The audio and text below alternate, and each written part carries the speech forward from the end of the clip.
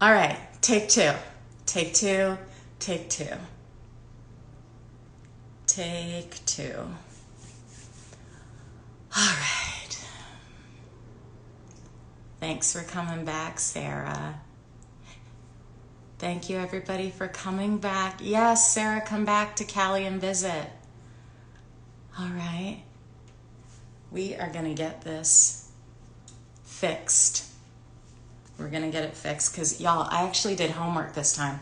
I have a page full of notes, full of questions to ask. So I am not worried. This is going to work out. I promise. Oh, don't cry, Mama. All right, let's see. Who else is on? All right. Okay, Dave, we're doing this again. Great. And I'm going to view it and I'm going to say, all right.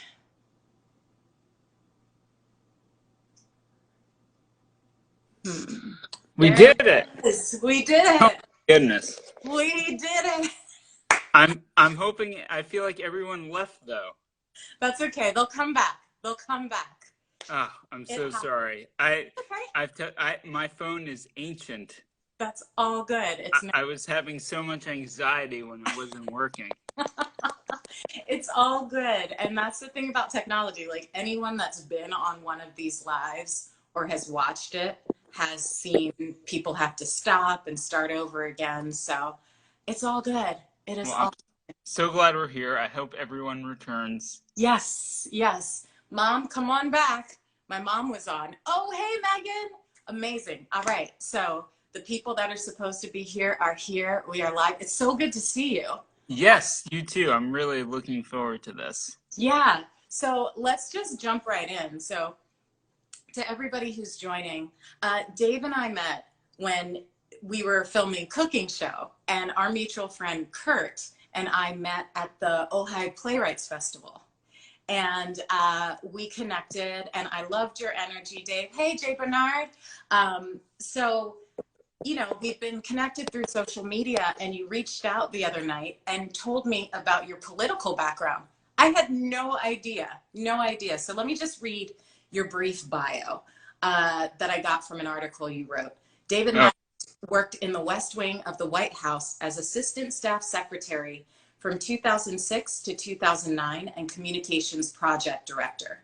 From 2009 to 2010, he worked as a communications advisor for the Senate Republican leadership. He is now an actor, writer, and PhD candidate in political science.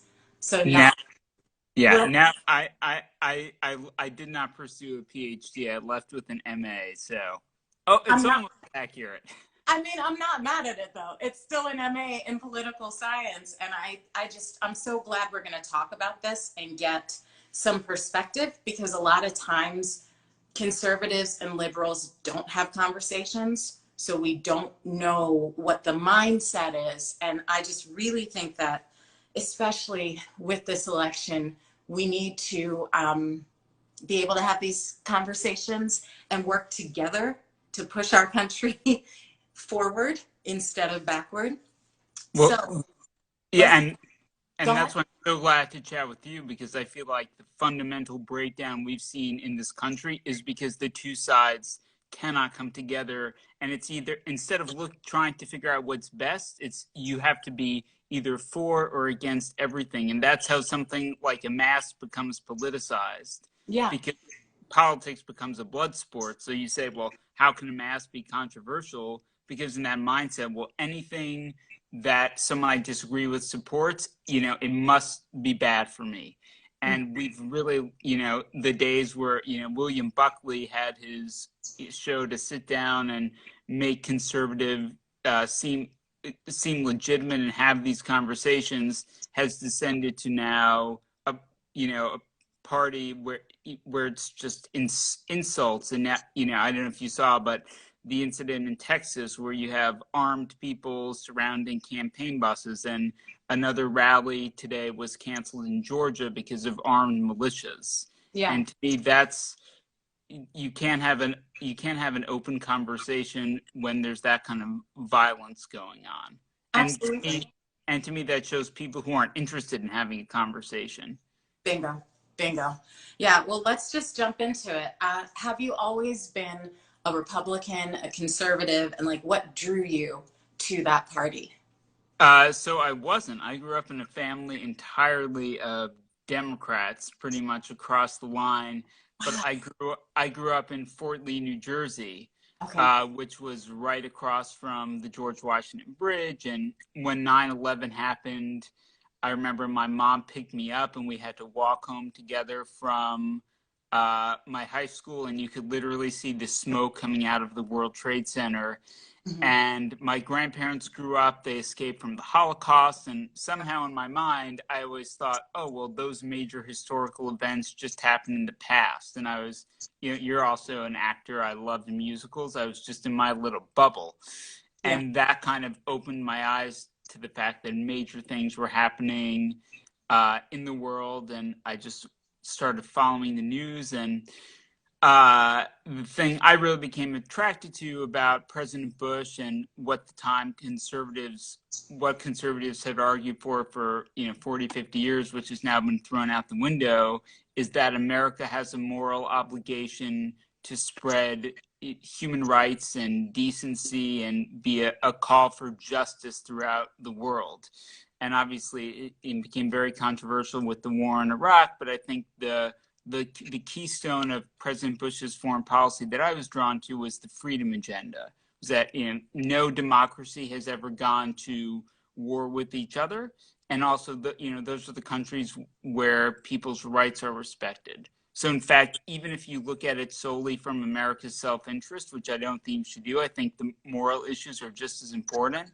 But even if you're only looking out for America, places where people are free benefit our security as well. Hmm.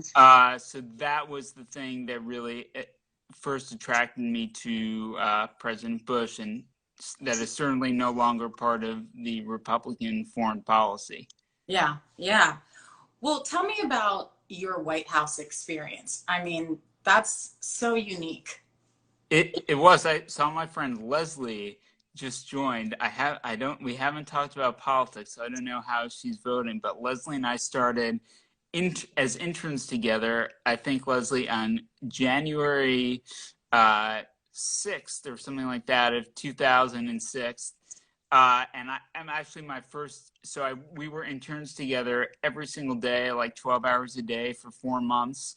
And then I remember the day I was hired, my first day was actually Leslie's birthday. So I remember going to our mutual friend's office and we called her. So I worked in this great office called the Staff Secretary's Office, which no one really knows what it is, but it was kind of the experience of a lifetime. I had an amazing boss. I worked in the West Wing for over 2.5 years.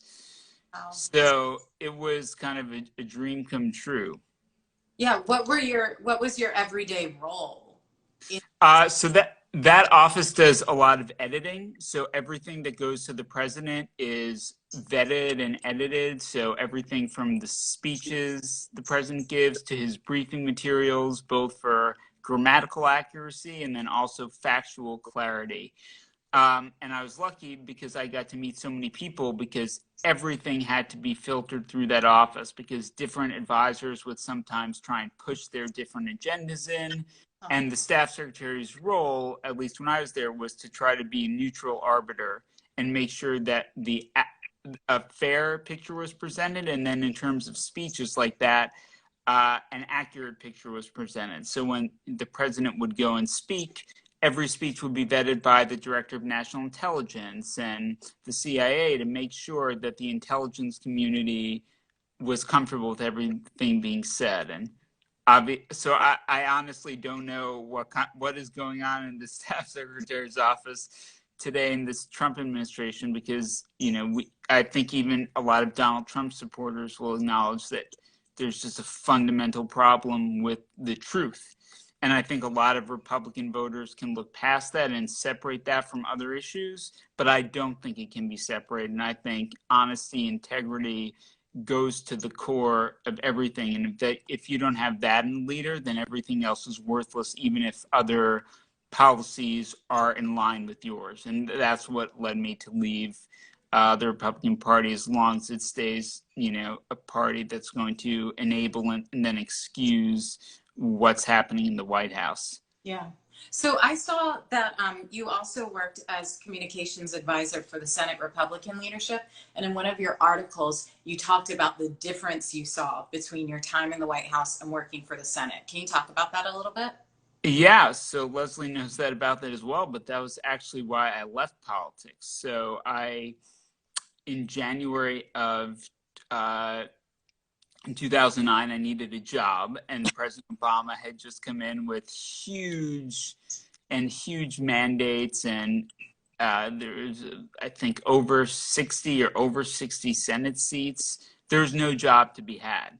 Mm-hmm. So at the time, Michael Steele was the chair of the RNC, and who is now, again, another Republican who has come out and said he can't support this president. And I really like Michael Steele. I still like Michael Steele for those reasons. So the two job offers I was able to get through the help of some great people, Dana Perino, who's now on Fox News, I worked with her a lot at the White House, and she actually basically helped get me both of those offers. And one was for the RNC, and the other was for the Senate Republican leadership, which was still Mitch McConnell.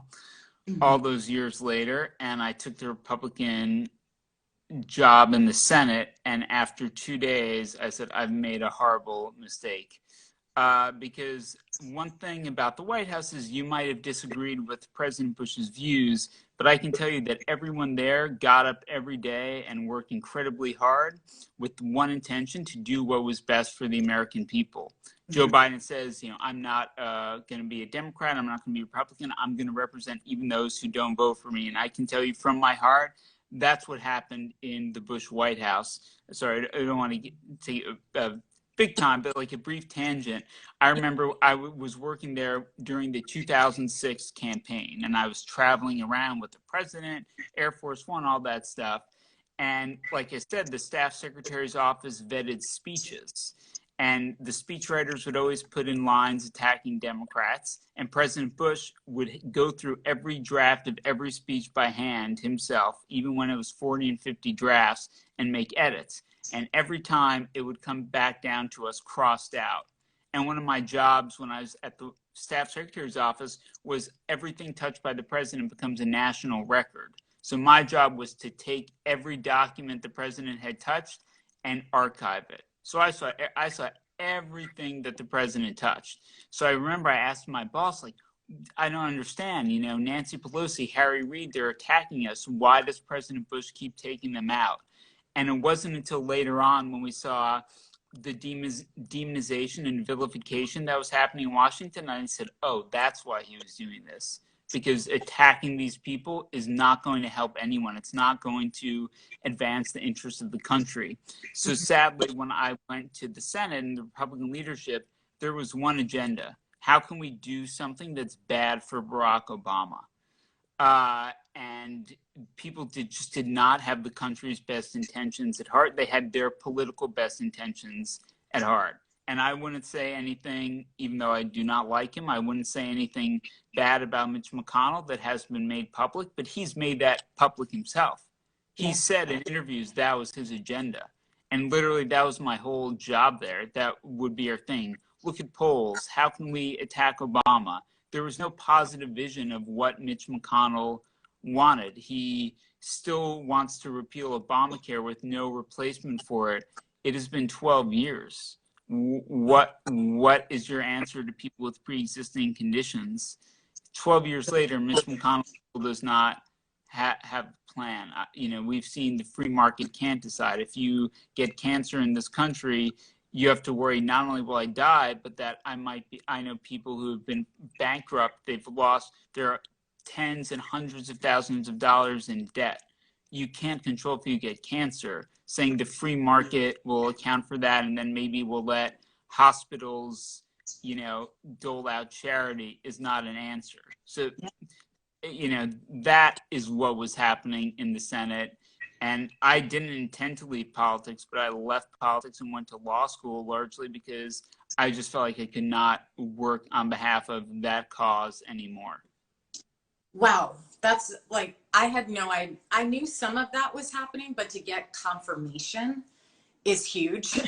And that was around the time of the Tea Party, correct? Yep, that was 2009, 2010, and I know, people could certainly write me off as bitter, but I worked for 3 years in the White House. I just told you it was my dream job. I've been to most of the Bush alumni, reunions I've been able to attend to. I still believe in a lot of those things, but what happened in the White House was not what's happening in the Senate, even down to the quality of the staff.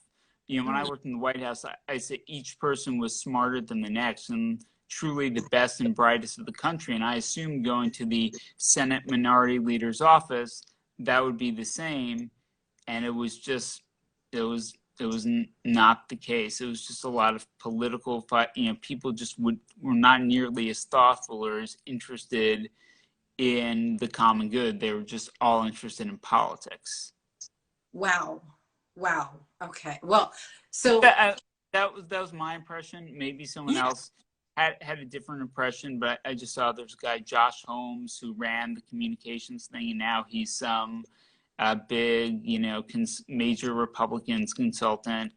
And he, just watching them follow what they say about the election, it's all politics and zero sum, and we're going yeah, to ignore the fact that President Trump lies and retweets white power videos and incites violence because there are Supreme Court justices. And, one thing we talked about is, the pro-life movement. I seen this great right. article that was in this great site, The Bulwark, which is all, anti-Trump Republicans, conservatives like me. Said, well, the foundation of a pro-life movement has to be morality. So to Mhm. keep excusing immorality and dishonesty and a president who's inciting violence, that's not a strong foundation for any movement. Mhm. And certainly not for a real legitimate values-based pro-life movement. And I really agree with that. Yeah, pointing out the hypocrisy of, Mm-hmm. ignoring one thing just to push your agenda through. So how do you, I just love the article that you wrote in 2016. It was entitled "A Message for My Fellow Republicans. If you back Trump, you will not be trusted again." Talk to me about what prompted you to write that piece and the responses you got. So that one, it was interesting because I published it right before Donald Trump uh, cinched the nomination. So it actually went viral. It got hundreds of thousands of shares on Facebook and on social media. So now there's a lot more anti-Trump Republicans, but that really wasn't the case in 2016. Right. So I was a member of a group that was, Republicans that were supporting Hillary Clinton, because the big problem in 2016, well, they said, well, we don't like Trump, but we're not going to support Clinton. We'll vote Evan McMullen or we'll write in someone's name. The problem is when you do that enough, Donald Trump wins. And if it doesn't matter if you didn't support him because you did support him and he's there. Mm-hmm. And I think the sad thing about that article is I hope that I would be wrong about what would happen. And not only was I not wrong, but what has happened is truly, truly worse than I could imagine. I didn't think that we would have we have armed militias in the street in Yeah. only 4 years. Yeah. So I've never been more sad to be wrong in my entire life, Yeah. basically. Yeah. So you mentioned that you supported Hillary Clinton in that I did. election. How did that feel to go against the tide? Did you feel like, all right, I'm leaving the Republican Party, or like, I'm only making this choice for now because it's the best choice, I feel? Well, I hoped that if I wasn't a fan of everything Hillary Clinton did. I was Yeah. not a fan of her personally. Like, I think I'm very, very proud and happy to vote for Joe Biden. The only criticism I would ever say about him or his whole campaign, regardless of what happens Tuesday, is I would have liked to see him on the road a little more right now, because I feel like you see all these rallies, even though they're super spreader events that are literally going to kill people, it seems like Trump has all the momentum. So I'd love to have seen Joe Biden do more of his social distance rallies, but otherwise I think he's been a great candidate. I'm really excited to vote for him. And I did not feel that way in 2016. I was really voting because I thought Trump was a danger. And I mean, it didn't feel that weird because Trump represented the opposite of everything I joined the Republican Party for and had supported conservative politicians for in the past. Yeah. And I really hope that if he lost, it would be a wake-up call, but that also if he won and that he engaged in some of the behavior that he's engaging in now, it would really be a wake-up call for people who had supported him.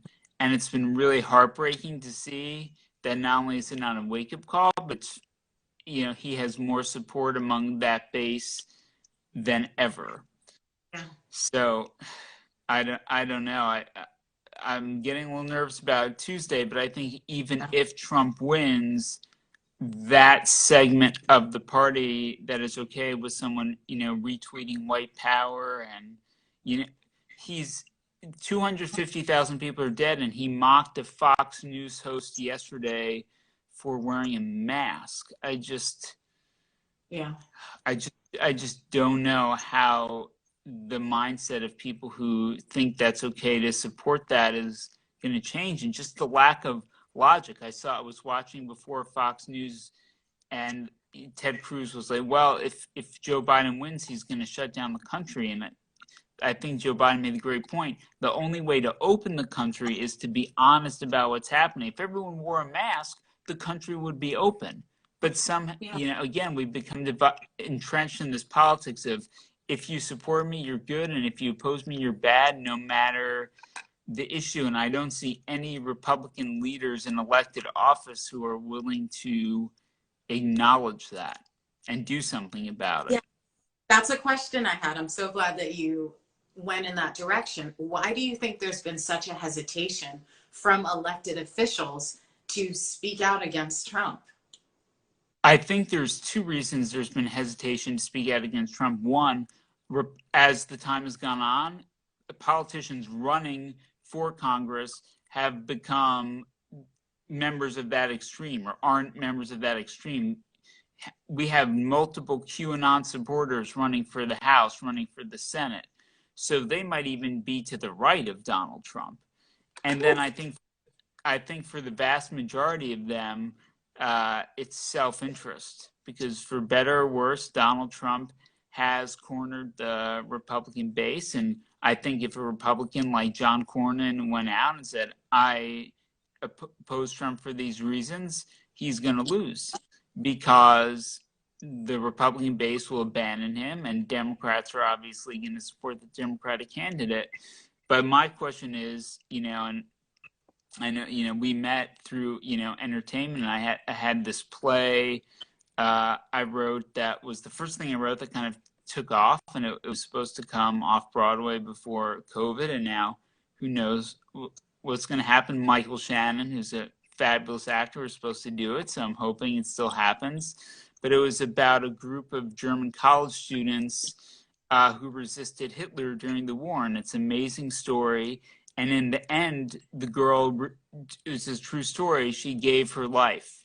They reportedly offered her a chance and said, if you renounce what you did opposing Hitler, we'll let you live. And the line I have in my play is, if I can't do this because I can't live with myself. And all these Republicans have given themselves the justification that it's worth compromising their values and morals to stay in office. And I personally couldn't make that choice. Yeah. But I think all these people they've made their peace with it, and we need to show them on Tuesday that I hope that, we disagree. Yeah. How do you feel about single issue voters. From my faith community, I'm hearing a lot of people say, yeah, but Trump's pro-life. So, well, I understand that this is going to be a little controversial. I think one, that's a very narrow definition of pro-life because we have 250,000 people dead, and the president has said that if he is reelected, his chief of staff said that we can't control the pandemic, we can only deal with it the best we can. He is holding these rallies where people have, it's been shown, have been sick, and likely some of them have died. Herman Cain reportedly contracted coronavirus at one of his rallies. So I think it's important, right? And right now the administration wants to get rid of Obamacare in the Supreme Court with nothing to replace it, nothing to replace people who have been laid off from, coronavirus and maybe don't qualify for Medicaid or can't be covered because of pre-existing condition. So on that issue, I would hope they would expand pro-life to also, look at a different aspect of pro-life. And then on the other side, I think it's what we talked about before and what I see in that article, that to me, if pro-life is based in that morality, that we don't want to take the life of a human being, it must be built on a legacy of morality, and it must be built on moral principles. And this is a president who lies, who demeans women, who mocks people with disabilities, who isn't interested in promoting and protecting human rights abroad, he told China that they could keep the Uyghur camps open and asked for their help running the election. In places like North Korea, he has not pressed them on human rights. The things that go on there, if it was happening in our own streets, we would be, people are tortured and mutilated and put in prison camps. So I think that needs to be, I think it's hard to support the pro-life position because it's a moral imperative while we just ignore these other immoral things that are happening. And I know two people from the White House who are very pro-life, and they said that's why they're voting for Donald Trump, and they have 3 young children. And the thing I wanted to ask them is, do you want to grow up in a country where the model being set for your children is a man who doesn't have compassion? I'll just never forget that image of him mocking like this the person who had a terrible physical disability, who says he's going to grab women by the genitals and doesn't apologize for it. And a lot of pro-life Republicans and pro-Trump conservatives just say, oh, well, that might be true, but we shouldn't elect the president's character shouldn't be on the ballot. But I think that's the fundamental issue on the ballot. And even if you just look at religion, when he attacked protesters with smoke grenades and held the Bible upside down, this is not a religious man. And maybe you want to get in bed with him because you think he's going to do things that advance specific religious views.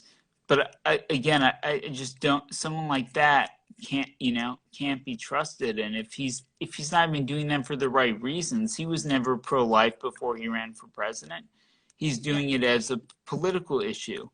And I just don't think that in the end we're better off supporting someone who doesn't truly believe in something and is doing it for political gain. Like, to me, that does not make a pro-life, pro-moral person. I don't see embodied in the actions, behavior, and views that we've seen from Donald Trump. Yeah. So here's a question. Based on what you've seen from Vice President Biden, what are the policies that you think that the few people that are still undecided or on the fence, what would you like to drive home for the people who are still uncomfortable with Trump, but the thought of voting for a Democrat is almost too much for them? I think the first thing to know is you're not alone. So I'm a member of a few different groups like Republican Voters Against Trump that have testimonials from thousands of people who are just like them. And yes, maybe they think Trump is best on the economy, or maybe they're even pro-life. But again, I think the character of this country matters, and we have a president who's said he won't, that he will not accept the election results. There's this thing today, well, if I'm ahead on election night, I'm going to call into question the legitimacy of the election. And someone pointed out, well, if someone's ahead in the first quarter of a football game, does what else happens after that Right. not matter? During the first debate, he told a white supremacist group to stand back and stand by. Right? We have militias in the streets trying to drive a Biden campaign bus off the road. We've had the march in Charlottesville. I think these questions are more important than any one issue. Is this country continue to be a place where people can speak their views without the threat of violence? And people might say, well, you're being hyperbolic, but I don't think I'm being hyperbolic. We've seen what's happened in this country. And one big issue is, the woke left. A lot of people, and honestly, I think Trump's strength is that he takes a nugget of truth and is able to exploit it. And I see some of those criticisms. I do think we've gone too far. We're going to say George Washington, we're not going to, honor the legacy of George Washington and Thomas Jefferson, which I think we can do while understanding the bad, parts of it, but also not throw everything out together. Mm-hmm. So I do agree that, I think there's been too much of a reaction in the other way. But the number one thing that will embody the woke left is to reelect Donald Trump, because it's going to further inflame both sides. So I think to look over at what's going to happen in this country. And I think I would come back to the pandemic. I think a lot of people are attracted to seeing Donald Trump in these rallies. They said, oh, look, I can go out, I can be without a mask. I want to do that too. And so does everyone. Everyone wants to do that. But but England, which is, has Boris Johnson, a very conservative leader, they just had to shut down for another 30 days because they said our hospitals will be overwhelmed if we don't want to do this. So if your concern is we don't want to lock down the economy again, the only way we can keep the economy open and not have probably hundreds of thousands more deaths, maybe even a million, is to elect Joe Biden, someone who's not going to politicize the wearing of masks, someone who isn't going to insult a Fox News reporter and call her politically correct for wearing something. Taiwan has almost no cases. They're back to normal. South Korea, per capita, their infection rate is literally a fraction of ours. So we could be back to normal if we're wearing masks. So the Republicans who don't want to vote for Biden because they're worried he's going to shut down the country, it's the opposite. The way to keep the country open is to have a president who will listen to scientists. I think that if Trump's reelected, the next day Dr. Fauci is going to be fired. And this actually should have mentioned this. So when I worked at the White House, China is back to normal. When I worked at the White House, one of the events I was responsible for was the Presidential Medal of Freedom. And I'm sitting here looking at a copy of To Kill a Mockingbird that I have signed by Harper Lee, because I got to meet her when we gave her the medal. And Dr. Fauci was one of the people who President Bush, George W. Bush, Republican, gave the Medal of Freedom to for his work helping to combat AIDS. In fact, his father, President George H.W. Bush, touted Fauci as one of his personal heroes when he was asked, back when he was president, who are Americans that inspire him. So there's no one with more integrity. And Donald Trump has frozen him out. And I 100% guarantee you he will be fired if Trump wins re-election. That is not the way to keep this country open. Yeah. Do you think it would be something that if there were more financial publications or conservative financial analysts that would pick up the thread of this message as to how to save the economy? Do you think that maybe it's the messaging that's getting lost? Yeah, I think, I heard Joe Biden give a great speech yesterday, and he said, just what I said, the way to open up the country is for everyone to wear a mask. And I think that message has not been drilled home enough by the Democrats. But the problem is, you turn on Fox News and, they will not report that message. And the problem is, like we started out this conversation, everyone is stuck in their own echo chamber. That's why I don't know if my friend Leslie is still watching, but that's why I hope, maybe we would get some, and I'm hoping this video is going to be live because I screwed it at the beginning and everyone left. No, it's okay. I'm Well, seeing some of my conservative friends that are popping up. So it is reaching a different demographic than usual. Yeah, and I also hope that people will watch this after. When I touted this on my social media, I said, I want to have my views challenged. I think that's how we grow, and that's how we confirm our own views. Is that when people press us and we're forced to defend our beliefs, that's how my thinking has changed, and that's how my thinking has developed. And so I want to have my views challenged. I wish we would have someone who is in the chat here, giving me, tough questions and questioning me. But with the problem we have is so many people don't want to be questioned. They just want to hear what they want to hear. And that is the fundamental breakdown in our country right now, is that people are not willing to listen and have an honest, like I can tell you, I think, that criticism of woke culture, I understand some of it. I do think it has gone so far, and you might disagree with me, but we can have a conversation about it. Absolutely. And I think both of us will then see each other points, and we will not see each other as an enemy. We'll say these are two people who are trying to do the best thing, but they disagree. And I think the biggest problem that we have right now in our country is that people aren't willing to listen to each other.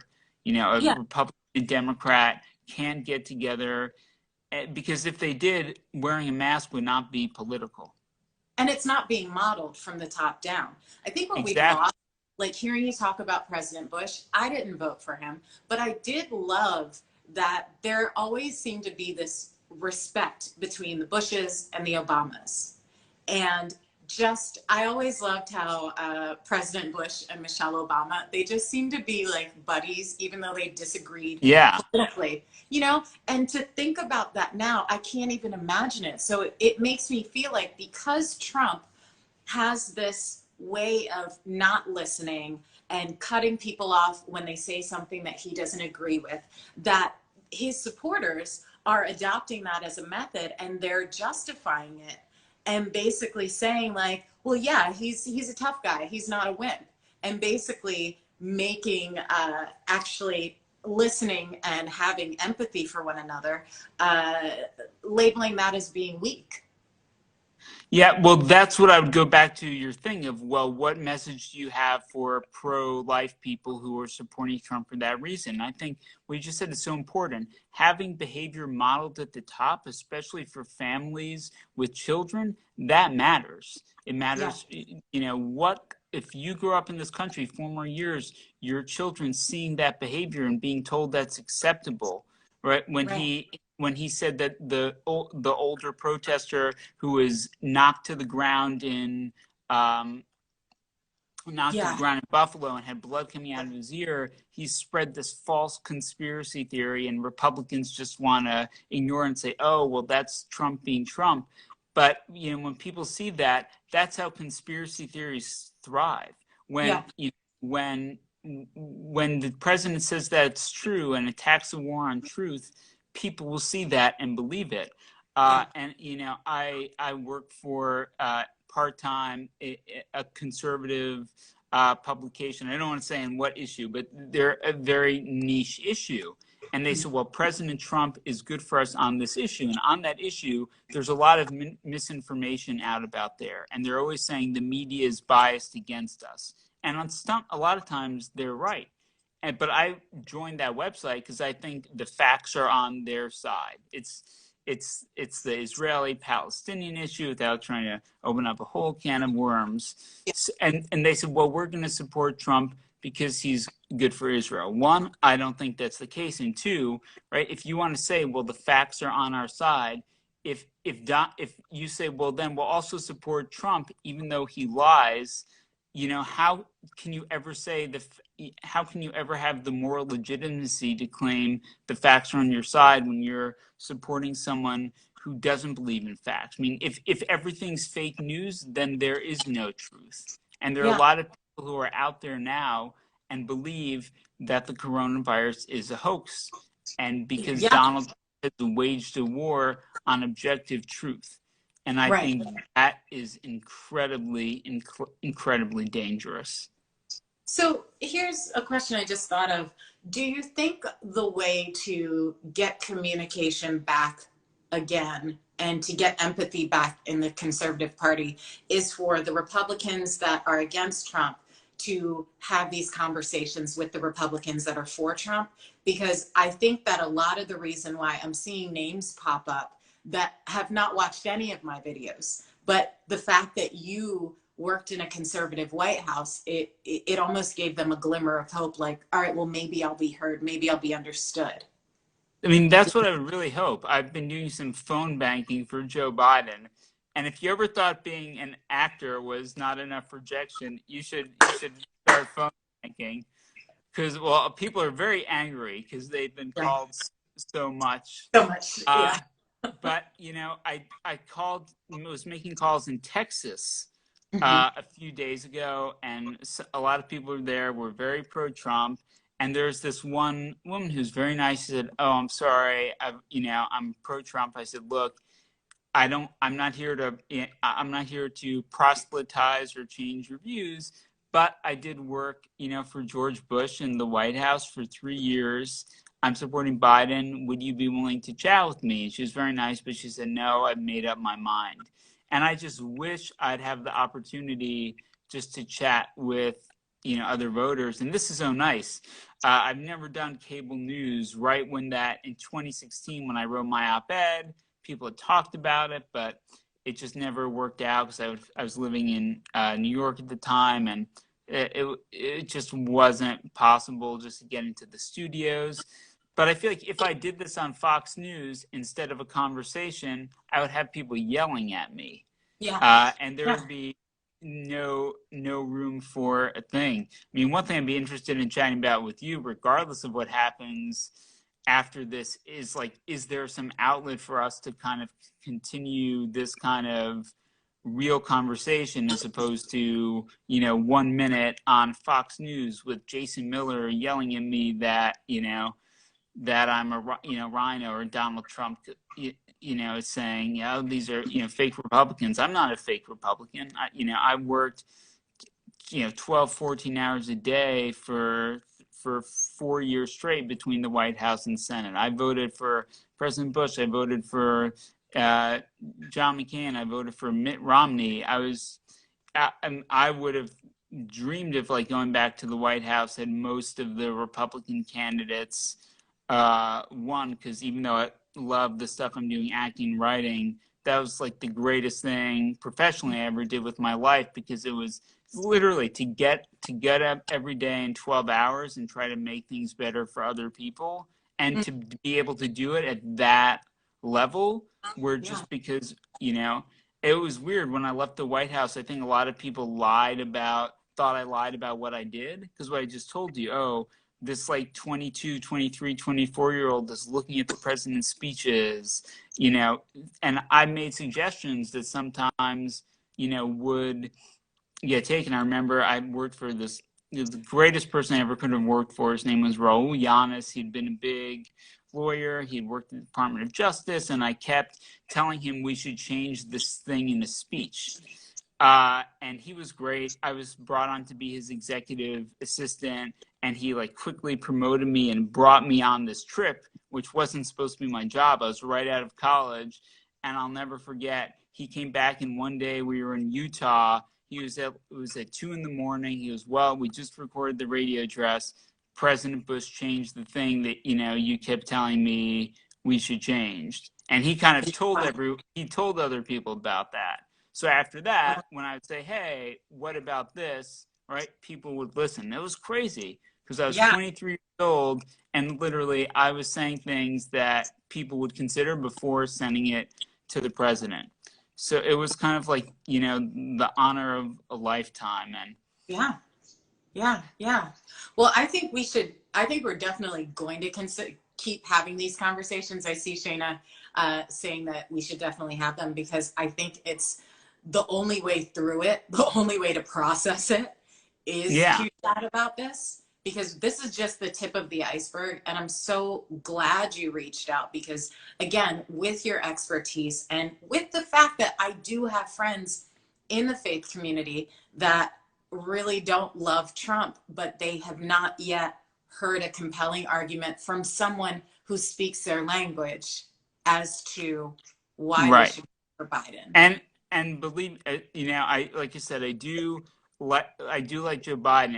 And I was asked that Joe Biden is really a person of faith, but I really, without getting too political, I think part of the reason Hillary Clinton lost is because people thought that she was not as selfless as Joe Biden is, and they said, well, I thought the best thing for her, if she was interested in the best interest of the country, would have been to step down and let someone else run who had a better chance against Donald Trump. And it was frustrating to me she didn't do that. And so I would have loved to vote for someone else in 2016, but I just thought the dangers of Donald Trump, in my mind, my worst fears was kind of what we happen now. And I didn't think we'd get this bad, but I thought it was possible. And this year, I think, it has gotten that bad. And I had really hoped that there would be a landslide in this election. And the fact that I think it's going to be close either way. I would just love to keep, because like I said, now doing acting and writing, so many people are on the left, and I found the same thing myself, that when I voice a different opinion, I'm immediately attacked. And you know what? Maybe I'm wrong, but I would at least like to have like a conversation about it, knowing that I'm coming from a good place. I just had an unfortunate thing, on Twitter with a theater, and they were telling me, just a question about their submission policy. And it went from one tweet to start attacking me that, that I was privileged, all these things. And I said, hey, man, I came at you from a positive place trying to have a conversation, and you're just vilifying me and attacking me without even having this conversation out. So I think this kind of thing is on both sides. And I think especially that's part of the problem. Sorry, I don't want to drone on, but that's part of the problem with Trump. It's talking about this issue with Israel. Well, I told them, well, why is Trump bad for Israel? Because someone like me, I see anything that Donald Trump is now associated with, and my initial thing is I'm going to be skeptical about it. Because he, even his supporters will acknowledge that he has a problem with the truth. He vilifies people. So if Trump is supporting anything that I don't know something about, my initial thing is I'm going to be skeptical and say, I don't know if I really support that. So, and so, Trump tying himself to Israel, if I didn't know anything about Israel, I'd say, well, I'm not so sure about that. So I think it's really important for people to have a conversation about issues and not view one side no matter what bad, one side no matter what good. And I've been looking for a way to have that conversation. As someone who I didn't work for 4 years, literally nonstop, 12 and 14 hours a day for Republicans because it was a job. I did it because I, believed in a lot of the things that conservative party stood for, and I hope will stand for again. So do you think, I have two more questions because we're almost out of time. Do you feel like the Republican Party now has morphed into something completely different? Do you feel like now there's two factions to the Republican Party, or do we need like a third party that has people on both sides that are kind of on the moderate side? What do you think? I think that is what we need, but I'm not quite sure how it happens. And Yeah. there's been a big debate in the circle of Republicans who are not supporting Trump. What is the future of the Republican Party, even if Right. Trump loses? Yeah. And it's, there are major Republican candidates who are going out there proudly supporters of QAnon. That's people say, well, there's extremists on the Democrat side too. That's true, but I don't know of any Democrat major party serious candidates running for national elected office that believe crazy conspiracies about pedophiles and Yeah. so I was talking before, like William, I don't know if you're familiar, but William Buckley was kind of the founder of the conservative movement, and he did what we're doing. He would sit down and have these conversations. I think it was on public access TV. I'm going to look for one and try to show you. And he said, Yeah. I'm going to provide the philosophical and theoretical justification for conservatism. And he would have these debates with more liberal people, and the whole goal was to get people out, like the John Birchers, to get out the racists from the party and gird it in principles that are rooting in doing what's best for the country. Yeah. And now the Republican Party has been increasingly overtaken by these people with these extremist views that so many people fought for so long to get out of the party. So I think the demographics of the country are changing. I think if we have people who are okay, with, who are defending systemic racism and just denying that it doesn't exist because they don't see it themselves, and are okay, with police, with militias going out and attacking people they disagree with, I don't think that party is not going to be electorally competitive in the next 10, 20 years just by demographics. It's just not going to happen. Yeah. So I think if the Republican Party wants to stay vital, they're going to have to reform, but I don't think it's going to be painful because, I see a lot of the reasons some of these white older voters are voting for Trump because they feel marginalized and they feel things are changing in a way that's not going to benefit them, and Trump's telling them, well, things don't have to change if you elect me. But I think that the truth is that things are going to change, and they can't be stopped. And I think but it's also important, I think, to recognize why people feel that way. And I think on the other side of the aisle, people, like the truth is, if there's a movement to bring more parity, like in the entertainment industry, to voices and faces that have not been as present before, then that means that people who were present before are going to lose that opportunities. But I think those people need to look at it from the perspective of the people who have not been represented and haven't seen their stories on screen. But I also think it's important for people on the other side to look at it from the perspective of people who are not, going to have the same opportunities as before, and whether those opportunities were outsized or not, which they were outsized.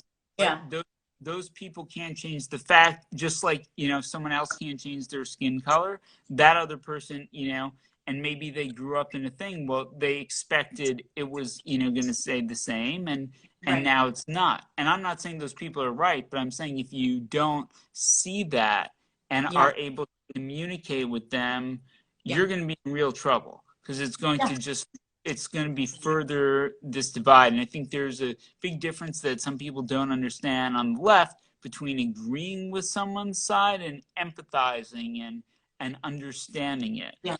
And I think, especially in the arts, like you said, we bonded because we talked about plays, and, my favorite is musicals. I just want to hear the whole thing of doing Little Mermaid on Broadway.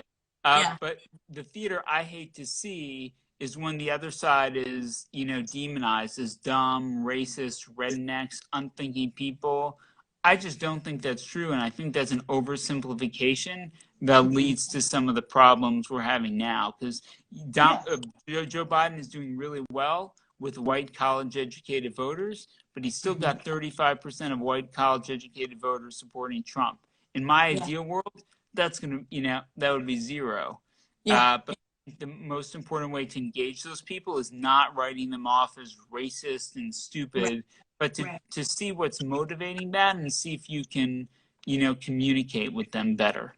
Yeah. And what I've seen from my people who are conservative, I mean, look, the whole entertainment industry is not liberal. The people at the top are usually very conservative. We're talking Yeah. studio heads, we're talking producers, we're talking directors, but they're just not outspoken about it. But Yeah. some of the biggest fundraisers for Trump are being held in California, in Southern California. So I always find it interesting when I hear like Hollywood liberals, and I'm like, y'all, that's like the actors. It's usually the actors. It's usually Yeah. not the people at the top who are funding these campaigns. And I just think that changing the narrative, I love how you said that we do have to kind of meet people where they are.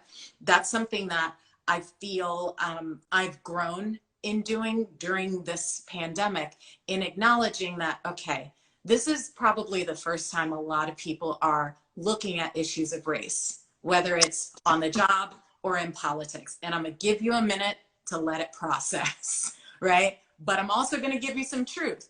And I'm going to need you to let that sink in. And then we're going to come back and talk about it. Because I don't want to be talking at someone and just wasting my air, wasting my breath.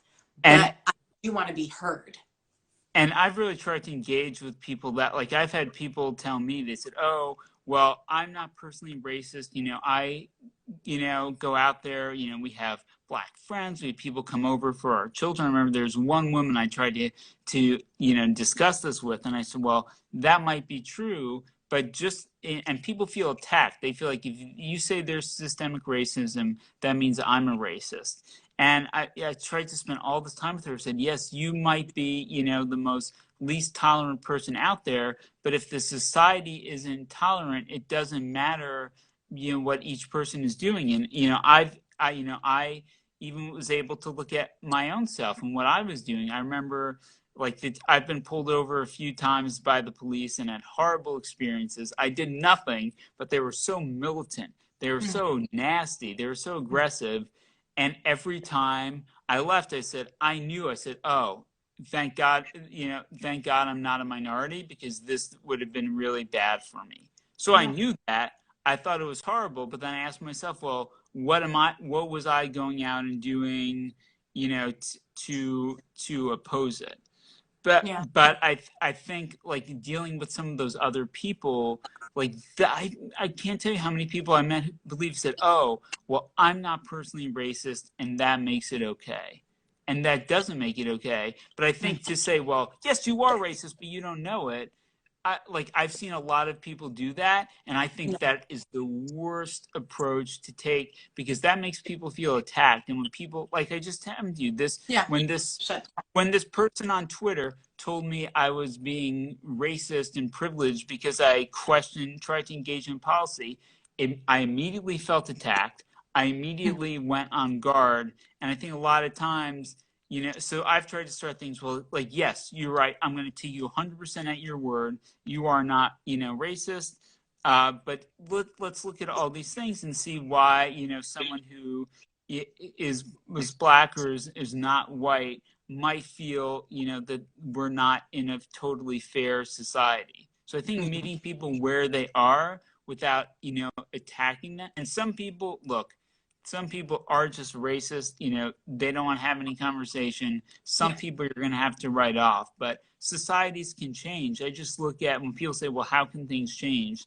Look at Germany after World War II, Japan after World War II, until today. Those societies have fundamentally transformed.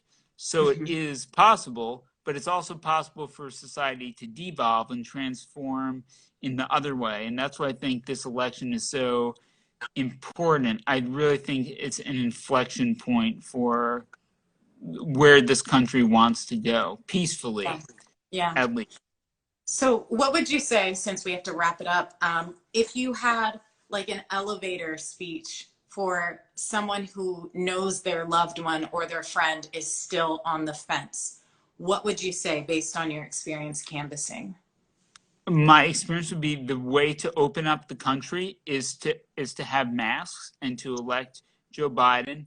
And the other thing is that morality counts. Is this the kind of man you want to set an example for your children? And do we want to live in a country where there are armed militias in the streets and there's been political violence and people have said they're willing to commit violence if they believe the election was stolen from them? In 2000, my life changed because George Bush, right, won that election. Without getting into the things, neither side was ever, no matter how it came out, either side was not ever willing to entertain violence like this. No. We're down a very dangerous path in this country.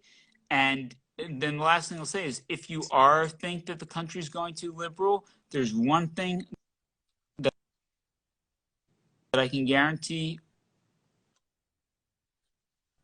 that will make that happen is to vote for Can you say Donald that Trump. again? Because if Donald I'm Trump sorry. wins, there's going to be an increase.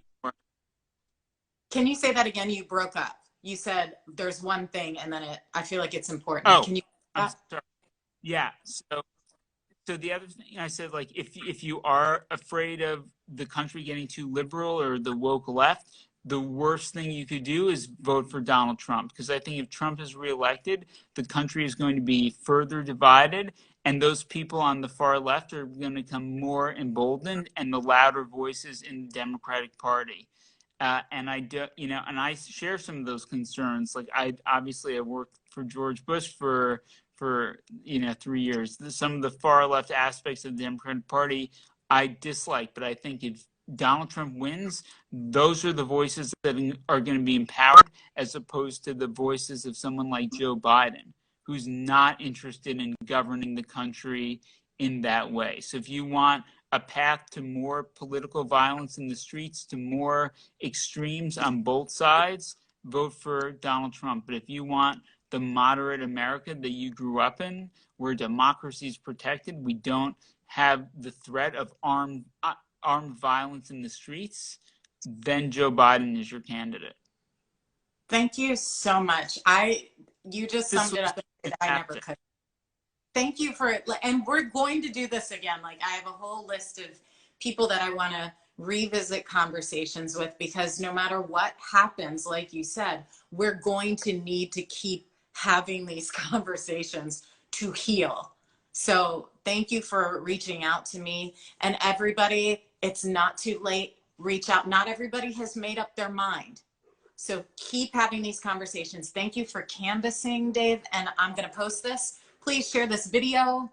Share it with everybody. 100% will. And this is the most hopeful and greatest political conversation I've had maybe in years, because again, it's not someone, usually when I have it with the other side, it's but someone trying to, push their views. And I feel like this was just two people trying to have a conversation and understand both sides. And I think that kind of empathy and understanding are the two things we need in this country right now. Absolutely. Absolutely. On that, I'm going to say goodnight. Thank you, everybody, for joining me, and I'll talk to you soon. Bye.